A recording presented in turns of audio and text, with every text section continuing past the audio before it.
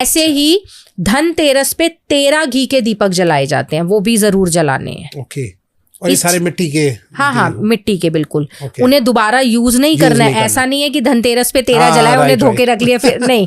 ठीक है, वो आपने हटा दिए, नए घी दिए आप लाएंगे और 27 दीपक घी के जलाएंगे। ये बहुत शुभ माना जाता है। 27 के पीछे का क्या कॉन्सेप्ट है? 27 के पीछे अगर आप देखेंगे ना कि जैसे धनतेरस पे 13 दीपक जलाए जाते उसके हैं, भी पीछे क्या? ठीक है, 13 दीपक ये होते हैं। 12 दीपक तो हो गए जो आपने माँ लक्ष्मी के आगमन के लिए उस दिन पूजा में लगाए। एक दीपक हम, कई लोग 13 दीपक मंदिर के आगे ही लगा देते हैं, ठीक है, लेकिन जो इसका सही प्रोसीजर होता है वो ये होता है कि 12 तो आपने लगाए, एक दिया आपने चौमुखी बनाकर अपने घर के द्वार पे रख दिया। ये वो पितरों का दीपक नहीं है। अच्छा। ना ही यमराज उनके लिए जो नरक चतुर्दशी पे जलाया जाता है, ये वो वाला दीपक है। ये माँ लक्ष्मी के लिए ही जलाया जाता है। अच्छा। क्योंकि आप देसी घी का लगा रहे हैं, तेल का नहीं लगा रहे हैं यहाँ पर। अच्छा। इस चीज का खास ध्यान रखिएगा। ठीक है, तो इस तरह 13 दीपक आपको करने हैं। 27 आपने दीपावली पे कर लिए। और जब आप पूजा करेंगे गणेश लक्ष्मी जी की, जब आप पूजा करेंगे तो लोग क्या करते हैं, गणेश जी की आरती करी, लक्ष्मी जी की आरती करी और उनको भोग लगाया और कह दिया चलिए अब आप जाइए। अच्छा। क्योंकि आरती करेंगे तो वो चले ही जाएंगे ना। आपने उनकी पूजा कर ली, अब तो वो जाएंगे। तो माँ लक्ष्मी की आरती नहीं करनी है। माँ लक्ष्मी की आरती नहीं करनी? माँ लक्ष्मी की आरती नहीं करनी है। अगर आप ये चाहते हैं कि आपके घर में माँ लक्ष्मी का स्थायी निवास देना, आपको उनको भेजना नहीं है। अच्छा। आप अगर उन्हें, आप समझिए कि कोई भी आपके घर आया गेस्ट, आपने उससे बातचीत करी, उसे खिलाया पिलाया, उसके बाद वो जाएगा ही, वो क्यों बैठेगा यहाँ पर?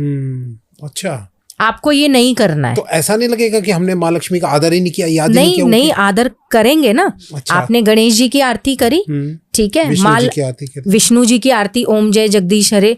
जब आपने उनके पति की आरती कर ली, लक्ष्मी चालीसा पढ़ लीजिए आप। राइट। आरती नहीं करनी है। आरती करेंगे और सारा जैसे मैंने बताया, अगर आप वैसे करेंगे तो भी कोई फायदा नहीं होने वाला है। अच्छा। आप लक्ष्मी चालीसा पढ़िए। अच्छा, ओके, ठीक है। अगर आपके मन में ऐसा भाव आ रहा है कि हमने माँ लक्ष्मी के लिए कुछ नहीं करा, आप लक्ष्मी चालीसा पढ़िए, लक्ष्मी सूक्त का पाठ करिए, लेकिन आरती मत करिए। अच्छा। खासकर उस दिन तो बिल्कुल आरती मत करिए। ओके। और जब आप उनके पति की ही आरती कर लेंगे तो वो तो उनके साथ ही हैं। सही बात है। और है कि जब भी दीपावली पर पूजा करी जाए, देखिए 3 लगन होते हैं, ठीक है। एक कुंभ लगन होता है, एक वृषभ लगन, जो सबसे खास लगन होता है, जिसमें हम चाहते हैं कि माँ लक्ष्मी बस ये सब चीजें जो हमने इतनी रखी हैं, हमारी अच्छे से एनर्जी उसमें बन जाए और माँ लक्ष्मी हमारे घर में निवास कर ले। वो है सिंह लगन। अच्छा।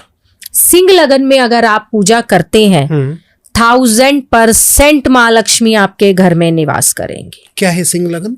सिंह लगन का जो इस साल 20 अक्टूबर को जो समय है वो 1:38 से शुरू हो रहा है, रात को 1 बज के। हाँ बिल्कुल, सिंह लगन हमेशा से ही 12 बजे के बाद से शुरू होता है। ओके।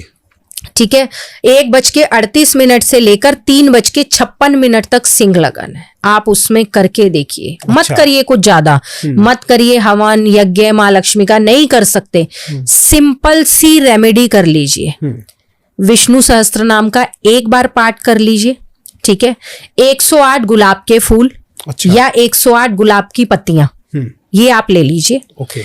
और ओम महालक्ष्मी प्रसन्ना वरदा शुभा। ओके। इसका मतलब ये है कि माँ लक्ष्मी आप मुझसे प्रसन्न होइए और शुभ वर दीजिए। ओके। ये मंत्र पढ़ना है? ये मंत्र पढ़ना है।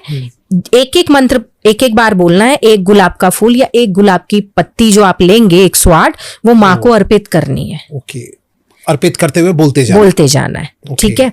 आप सच में देखेंगे, आप कहेंगे आज तक ऐसा जादू नहीं हुआ जो अब हो गया। क्या बात है मैम। साथ में वो पोटली भी रखे हम लोग? पोटली तो बिल्कुल रखनी ही रखनी है। ठीक है। इजी। जिन भी दीपावली वाले दिन जो स्टार्टिंग करी जाती है ना, अमावस वाले दिन की, लोग बहुत ज्यादा बिजी हो जाते हैं ये करके कि हमें उसके घर गिफ्ट देने जाना है उसके, लेकिन उस खास दिन को ये भूल जाते हैं कि वो अमावस का दिन है।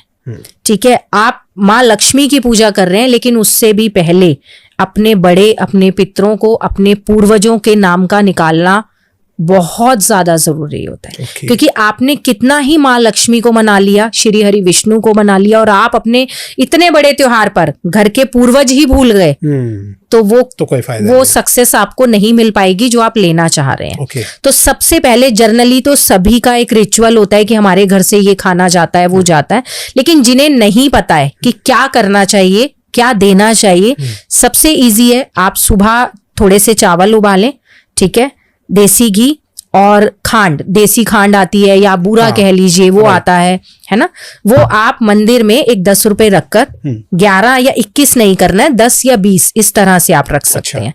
आप मंदिर अपने बड़ों के नाम का लेकर जाइए, पूर्वजों के नाम का, पंडित जी को बोलिए कि आप संकल्प कर दीजिए, ठीक है, और वो आप वहां पर दे आइए। तो सबसे पहले आपने अपने घर के पूर्वजों को उस दिन पूज लिया। सबसे खास और जरूरी काम है ये, जिसे लोग दीपावली के त्योहार में उन्हें लगता है कि नहीं कुछ नहीं, आज दीपावली है, सिर्फ हमें माँ लक्ष्मी को ही मनाना है, उसी में लगे रहते हैं और वो मेन चीज भूल जाते हैं। जबकि दिन की जो शुरुआत होती है वो इसी तरीके से होनी चाहिए। ये याद रखना चाहिए कि आज अमावस भी है।